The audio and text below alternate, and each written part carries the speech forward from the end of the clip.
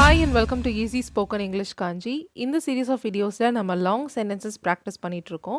இன்னைக்கு வீடியோவில் நம்ம noun class and adverb clauses சேர்த்து சென்டென்சஸ் ப்ராக்டிஸ் பண்ண போகிறோம். ஆல்ரெடி நான் இதே மாதிரி ஒரு வீடியோ போட்டிருக்கேன். அதோட லிங்க் நான் மேலே கொடுத்துருக்கேன். கண்டிப்பாக செக் அவுட் பண்ணி பாருங்கள். Now let's get started with today's lesson. இன்னைக்கான first example, I guessed it at the meeting yesterday. So நேற்று மீட்டிங்கில் நான் இதை கெஸ் பண்ணேன். எப்போ எங்கே கெஸ் பண்ணன்ட்டு நம்ம ரெண்டு விஷயம் சொல்லியிருக்கோம். எப்போ கெஸ் பண்ணனா நேற்று, எங்கே கெஸ் பண்ணனா மீட்டிங்கில், அட் த மீட்டிங். கரெக்டாக? ஸோ இப்போ இந்த ரெண்டு விஷயத்தையும் எடுத்துகிட்டு அங்கே ஒரு கிளாஸ் போடலாம், அங்கே ஒரு சென்டென்ஸ் போடலாம். நீ அவன்கிட்ட கேட்டப்போ நான் இதை கெஸ் பண்ணேன். I guessed it when you asked him. நீ அவன்கிட்ட கேட்டப்போ நான் இதை கெஸ் பண்ணேன் அப்படின்னு சொல்கிறோம். எப்போ கெஸ் பண்ணேன்? நீ கேட்டபோது. மேலே எப்போ கெஸ் பண்ணேன்னா நேற்று மீட்டிங்கில் கெஸ் பண்ணேன் அப்படின்னு சொல்லியிருக்கோம். டிஃப்ரென்ஸ் புரிஞ்சிருக்கும்னு நினைக்கிறேன். அடுத்த சென்டென்ஸில் இட்ன்ற ப்ரொனவுன் எடுத்துகிட்டு ஒரு கிளாஸ் போடலாம். எதை கெஸ் பண்ணேன் அப்படின்றத இன்னும் தெளிவாக ஒரு கிளாஸ் வச்சு சொல்லலாம். I guessed that he was going to say that when you asked him. He was going to say தட்னா என்ன அர்த்தம்? அவன் இதை சொல்ல போகிறான் என்று, அவன் இதை சொல்ல போகிறான் என்று நான் கெஸ் பண்ணேன். எப்போ கெஸ் பண்ணேன்? நீ அவன்கிட்ட கேட்டப்போ.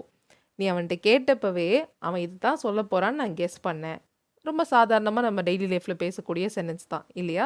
ஸோ இதை இங்கிலீஷில் எப்படி சொல்லலாம்? I guessed that he was going to say that when you asked him. Okay, so புரிஞ்சிருக்கும்னு நினைக்கிறேன். இந்த சென்டென்ஸில் இருக்கிற மெயின் கிளாஸ் ஐ கெஸ்ட். எதை கெஸ் பண்ணன்னு சொல்லி அங்கே ஒரு கிளாஸ் சொல்லியிருக்கோம். அவன் அதை சொல்ல போகிறான் என்று, that he was going to say that. எப்போ அப்படின்றதுக்கு ஒரு கிளாஸ் சொல்லியிருக்கோம். When you asked him. Okay, next example, you should inform him about this immediately. நீ உடனே இதை பற்றி அவனுக்கு இன்ஃபார்ம் பண்ணணும். ஓகே, இமீடியட்லி அப்படின்ற adverb எடுத்துகிட்டு ஒரு கிளாஸ் போடலாம். You should inform him about this as soon as you meet him. நீ அவனை சந்தித்த உடனே நீ அவனுக்கு இதை பற்றி இன்ஃபார்ம் பண்ணணும். மேலே எப்போ இன்ஃபார்ம் பண்ணணும்னு சொல்கிறோம்? இமீடியட்லி, உடனே இன்ஃபார்ம் பண்ணும்.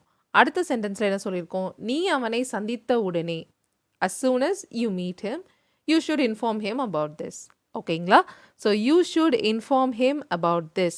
நீ அவனிடம் இதை பற்றி தகவல் தெரிவிக்க வேண்டும். எப்போது அப்படின்றதுல மேலே ஒரே ஒரு adverb மட்டும் இருக்குது. ரெண்டாவது இருக்க சென்டென்ஸில் adverb clause இருக்குது, as soon as you meet himனு. அடுத்தது about what, எதை பற்றி இன்ஃபார்ம் பண்ணும், இந்த இன்ஃபர்மேஷனை சொல்கிறதுக்கு ஒரு கிளாஸ் போடலாம். You should inform him that you have received a threat message as soon as you meet him. உனக்கு இந்த மாதிரி ஒரு மிரட்டல் வந்திருக்கு, ஒரு த்ரெட் மெசேஜ் வந்திருக்கு அப்படின்ற விஷயத்த அவனை சந்தித்த உடனே நீ அவனுக்கு இன்ஃபார்ம் பண்ணணும் அப்படின்னு சொல்கிறோம். சரிங்களா? So you should inform him that you have received about திஸ்ன்னு சொன்னோம் இல்லையா? இதை பற்றி நீ அவனிடம் சொல்ல வேண்டும். அந்த எதைன்ற விஷயத்தை இங்கே தெளிவாக இன்னும் விவரமாக சொல்லியிருக்கிறோம். That you have received a threat message. உனக்கு ஒரு த்ரெட் மெசேஜ் வந்திருக்கிறது என்று நீ அவனிடம் இன்ஃபார்ம் செய்ய வேண்டும். எப்போது? அவனை பார்த்தவுடன், as soon as you meet him. Okay, இப்போ நெக்ஸ்ட் எக்ஸாம்பிள் நான் எப்படி கொடுத்துருக்கேன்னா, இந்த சென்டென்சஸை அப்படியே பாஸ்டில் கொடுத்துருக்கேன். நீங்கள் ஒரு நிமிஷம் வீடியோவை பாஸ் பண்ணிவிட்டு இது எப்படி இந்த சென்டென்ஸை அப்படியே பாஸ்ட்டில் சொல்லலான்னு கெஸ் பண்ணி பாருங்கள். அப்படியே இந்த சென்டென்ஸை பாஸ்ட் டென்ஸில் சொல்லணும். ப்ளீஸ் கெஸ் பண்ணி பாருங்கள். ஆல்ரைட், இப்போ தேர்ட் எக்ஸாம்பிள் பார்ப்போம். நீ உடனே அவன்கிட்ட இதை இன்ஃபார்ம் பண்ணணும் அப்படின்னு போன எக்ஸாம்பிளில் சொன்னோம். இங்கே நீ உடனே அவன்கிட்ட இன்ஃபார்ம் பண்ணியிருக்கணும். அது எப்படி சொல்லலாம்னா, you should have informed him about this immediately. நீ உடனே அவனுக்கு இன்ஃபார்ம் பண்ணியிருக்கணும். ஓகே, அடுத்த சென்டென்ஸ் என்னவா இருந்தது? அவனை மீட் பண்ண உடனே அவன்கிட்ட இந்த விஷயத்த சொல்லணும், அவனுக்கு இன்ஃபார்ம் பண்ணணும் அப்படின்னு இருந்தது.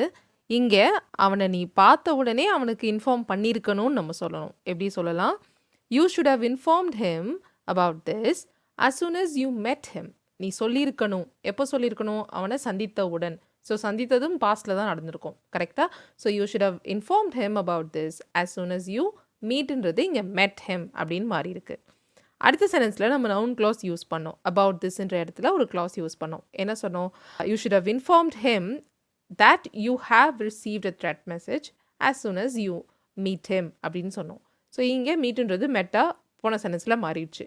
இப்போ நவுன் கிளாஸ் பாருங்கள். You should have informed him that you had received. உனக்கு ஒரு த்ரெட் மெசேஜ் வந்திருந்தது என்று நீ அவனிடம் இன்ஃபார்ம் பண்ணியிருக்கணும். நீ அவனிடம் இன்ஃபார்ம் பண்ணியிருக்கணும். இப்படி சொல்லும் போது that you had received a threat message as soon as you met him. Alright. நீங்க இந்த பாஸ்ட் ஃபார்ம்ஸ கரெக்ட்டா கெஸ் பண்ணியிருப்பீங்கன்னு நெனைக்கிறேன். கரெக்ட்டா கெஸ் பண்ணலனா இந்த எக்ஸாம்பிள்ல பார்த்து தெரிஞ்சுக்கோங்க. இதே மாதிரி எக்ஸாம்பிள்ஸ் நீங்களும் நெறைய பிராக்டிஸ் பண்ணி பாருங்க. Thank you so much for வாட்சிங் this video till the very end. Next லெசன்ல இன்னும் நெறைய எக்ஸாம்பிள்ஸோட நான் உங்கள மீட் பண்றேன். Until then take care and bye.